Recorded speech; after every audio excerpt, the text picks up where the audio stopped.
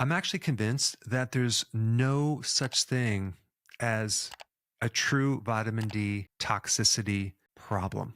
Now, what I'm not saying is that a person, if they take higher amounts of vitamin D, they won't get some symptoms, but the actual cause of those symptoms, I don't believe is coming from high doses of vitamin D3.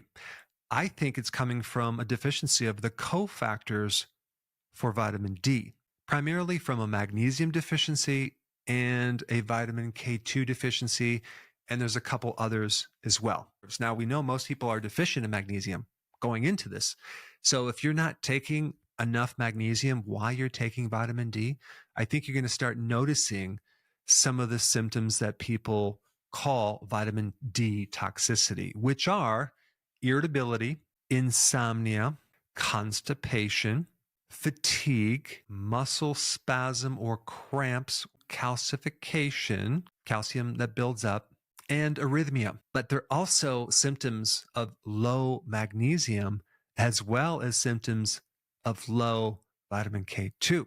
I mean, if you just look at the case studies or some of the studies of vitamin D toxicity, you don't normally see they're taking magnesium with it. They're not taking K2 with it. Many times they're taking vitamin D2, not D3 as well. Now, you don't want to take calcium when you're testing for vitamin D toxicity because the symptom is hypercalcemia, which is too much calcium in the blood. Why would you want to take calcium? Doesn't make sense. Now, I found something interesting on Wikipedia I want to share with you. It said, it is possible that some of the symptoms of vitamin D toxicity are actually due to vitamin K depletion. And they're talking about vitamin K2. And yeah, I think we already knew that. Vitamin K2 is needed to prevent the calcium from building up in the soft tissues. Vitamin D helps increase calcium absorption in the small intestine by 20 times. So now we have all this calcium in the blood. Vitamin K2 comes in there and takes it from the blood into the tissues, preventing buildup of soft tissue calcium. And also magnesium is one of the best antidotes to prevent kidney stones. The toxicity symptoms from vitamin D, I believe, are just lacking the cofactors. And the reason I'm even talking about this is that it's very important to take therapeutic doses of vitamin D to deal with certain conditions. Amount that's recommended by the Mayo Clinic is like 600 IUs. This is ridiculous. When you're out in the sun for about 30 minutes, maybe 40 minutes, you're going to get at least 20,000 IUs of vitamin D3. Now, why would the RDAs be only 600 IUs? And why would someone be nervous or concerned by taking a maintenance dosage of 10,000 IUs per day when you get 10,000 or 20,000 IUs just from being out in the sun?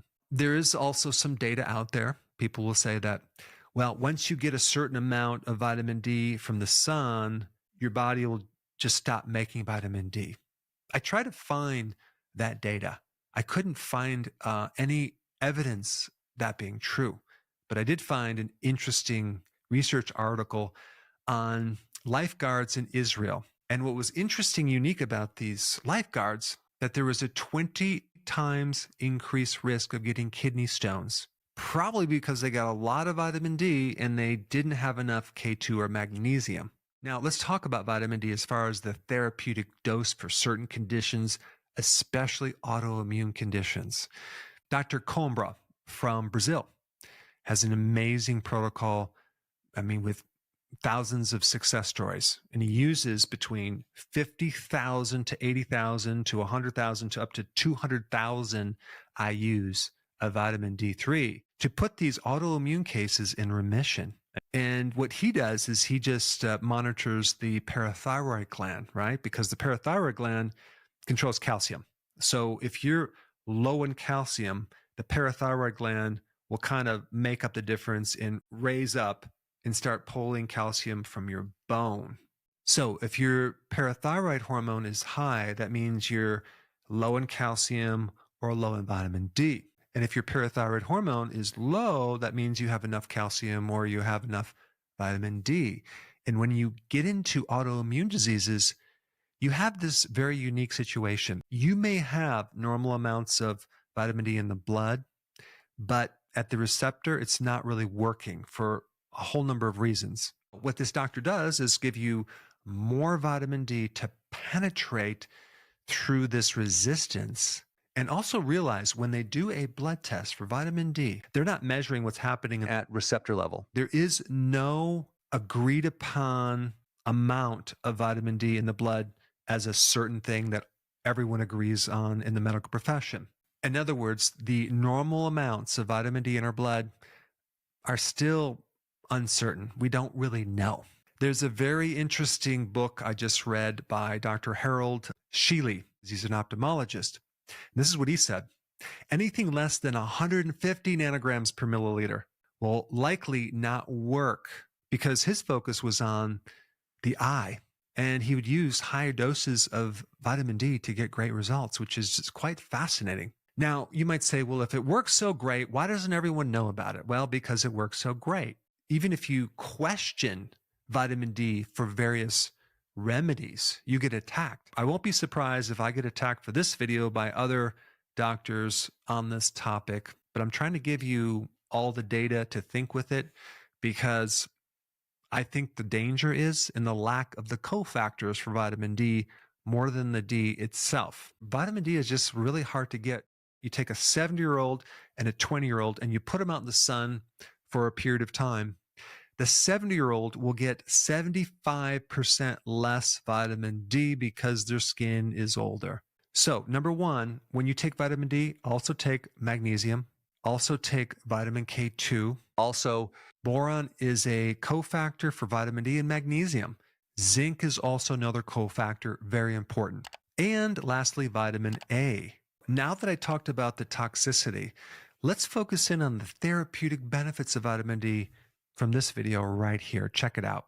All right, so calcium is vital for your immune system. It allows your white blood cells to get fuel. The ability of your white blood cells to multiply is dependent on calcium. So calcium is an essential signaling molecule in the communication process within your immune system and also in your cells in general.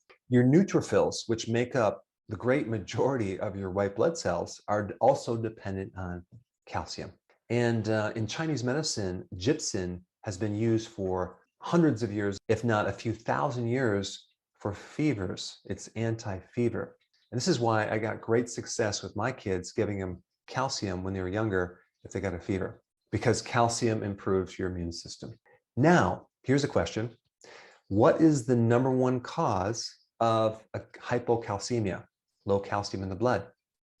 It's low vitamin D. And we know how important vitamin D is for the immune system. And now you know another reason why, because it also helps absorb calcium. So vitamin D by itself is vital for your immune system. Vitamin D helps absorb calcium in your gut by a factor of 20 times.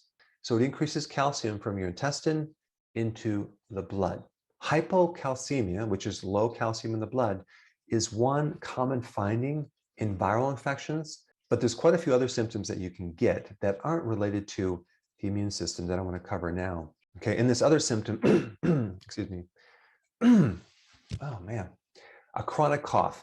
That was my dry sense of humor. Wheezing or difficulty swallowing could also be low calcium in your blood. Other symptoms would be night cramps, like in your legs or your foot or your calf. A Charlie horse, restless leg syndrome could also be low calcium. Now, bruising, tetany, which is like twitching in your muscles, and even numbness around your lips or tongue or fingertips or toes could also be low calcium. But it's interesting that bruising could also be low calcium. I found that interesting because usually bruising is low vitamin K1, but it can also be low calcium. Also, insomnia could be a state of low calcium in your blood. If you have bad menstrual cramps, that could be low calcium.